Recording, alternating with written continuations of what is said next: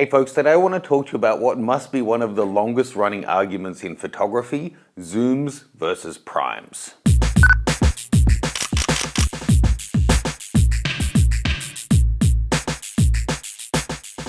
Hey folks, before we get into the gear talk, if you'd like to actually learn some photography technique, jump on over to mattgranger.com/workshops. All of my download courses are up there and they're all on discount. You can also check out my different tours around the place. Okay, so talking primes versus zooms. Now, some people put themselves squarely in one or the other category. They're a prime shooter or they're a zoom shooter. I'm actually both. I'd say it's pretty close to 50-50, the amount of shooting I do on prime lenses and on zoom lenses. But today I want to talk you through two different misconceptions I think that are out there. The first one is that zooms are not as sharp as primes. And the second one is that primes are more creative because they encourage you to zoom with your feet. So let's start off with the first one.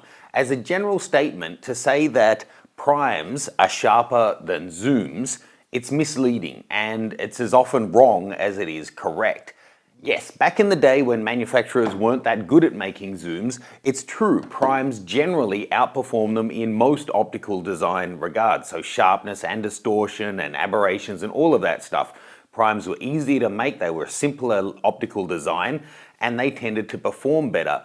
But it's simply not the case anymore. Something like your modern 70-200s are outstanding performers, and put them up against most primes and they're going to shine at a lot of the points through the focal range, if not all of the way through.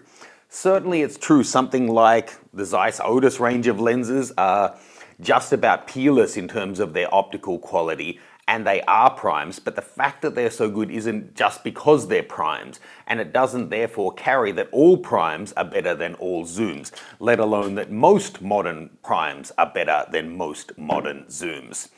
Now, the optical design and technology, the different coatings, and what has come forward with computer-aided design in the last 10 or 15 years has really moved things forward for zooms. Now, don't just take my word for it. I was really fortunate about 2 years ago to sit down with Hubert Nasse, a doctor in optical design who worked for Zeiss for like 30 or 40 years, and we spoke about this specific issue. So indulge me. It's really sad to tell you that Hubert actually passed away this year, so I wanted to share a little excerpt from that discussion where we talk specifically about zooms and primes. I know that it is a common prejudice that the zoom is softer than a prime. Yeah. But in reality, this is not necessarily true. At least not if you just say the zoom, but actually the zoom is many lenses. Sure. So a well-made zoom, at least in the middle of the focal length range, is very often better than corresponding prime lenses. Okay. Because the optical efforts, just the number of lenses and the special tricks with lenses, complicated high-performance glasses or so, is higher in the zoom than generally in the prime lens. Okay. And this comparison brings us to our main topic today, the autos. The autos can also only be bigger by spending more efforts, more lens elements and so on. And the traditional prime lenses, the small size was always the most important issue. Okay. So one limited the efforts a little bit and accepted the quality limitations. Sure. So zooms in the middle of their range can be excellent. Of course, they show some compromise sometimes at the end of the range. Okay. But in the middle, they can be excellent, provided that the make is good. Okay. But because of the higher complexity, of course, the dangers of misalignments of lenses are Sure. a little bit higher. Sure.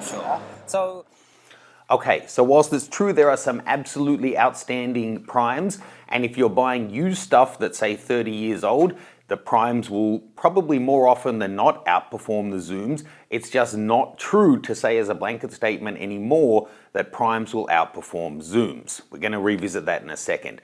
Now, the second point I wanted to talk about is this zoom with your feet nonsense. I've actually covered this before. I just want to make it crystal clear here.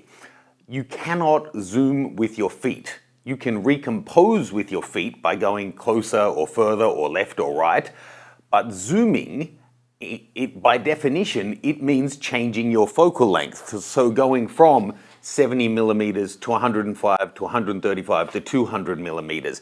That's what zooming is.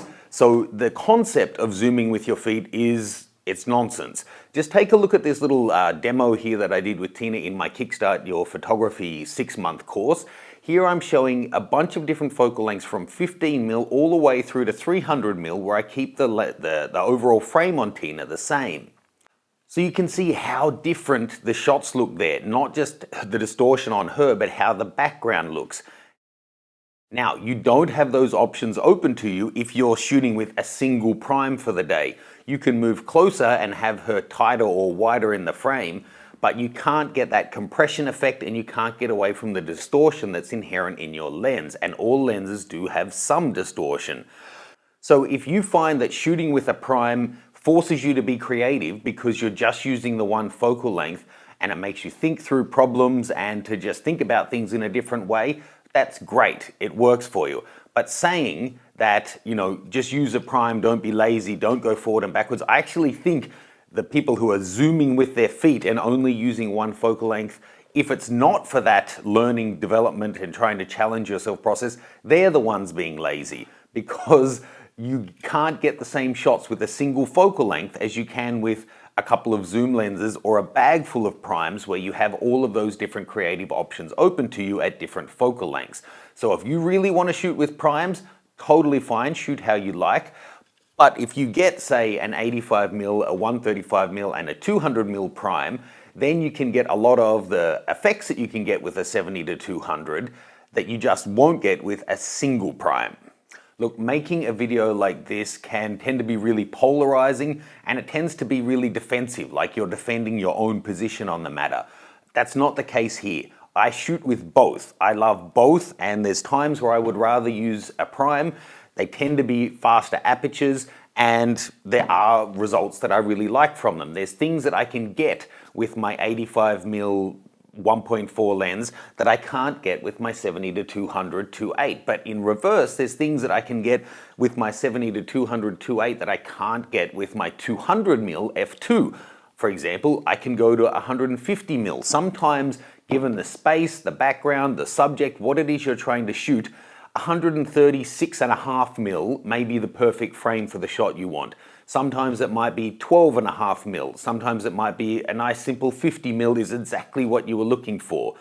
So just be aware of what the limitations and options each of the two different, zooms versus primes opens up for you, and enjoy your photography. I'm starting this conversation because I want you to not be limited by I'm either A or B. I want you to just go out and shoot with whatever works for you and enjoy your photography. I'd love to hear your 2 cents on this.